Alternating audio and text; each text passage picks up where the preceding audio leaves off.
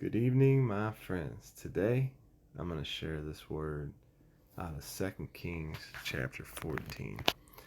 And um, this is just a word of encouragement for us today and hope for us, the remnant, the church, to have hope that God is still willing to act on our behalf and to change our circumstances.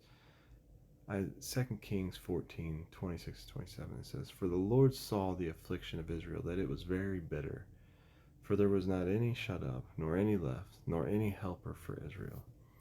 And the Lord said not that he would blot out the name of Israel from under heaven, but he saved them by the hand of Jeroboam, the son of Joash." And I just believe that this is a word for us right now, that if we just continue in hope, continue to hold on, and continue to leave ourselves before the Lord, even like the Israelites, and they had to accept God's judgment. They had to um, admit that they were at fault, that anything that God had brought upon them, it was because of their own sins, and they endured it. And when they turned to the Lord, and they turned to him and said, "Hey, this is even our fault."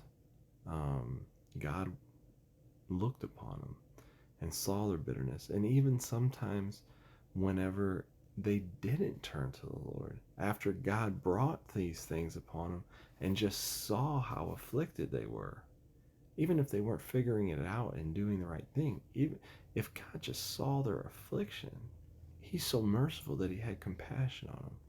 And I'm just saying this because I believe that we're going to experience something like this. That God is going to have mercy on us. God is going to see and put an end to the foolishness that we're witnessing around us. And we just have to hang on, uh, refuse to pay attention to what's going on in the world. Don't let any news disturb you. Don't pay attention to the news. Don't pay attention to what um, countries are doing with COVID or not doing, or what they're enforcing or not enforcing. Like it's a waste of time.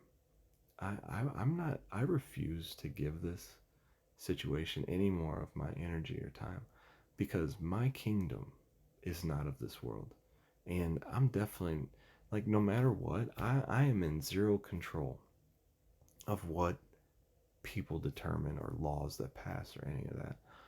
I'm waiting for Jesus to come back. And that's it. And if he comes back tomorrow, or if he comes back um, in 10 years or 20 years or 100 years, I'm not in control of that either. And you know what I'm going to do? I'm going to keep living, and I'm going to keep being a Christian. I'm going to keep walking in hope, and I'm going to keep living every day like it's either my last or not. You know what I mean? Like, it doesn't. I'm gonna keep continuing hope. I'm not, because we have to be careful not to stay on this verge of like every moment's the last. Like, we don't want to.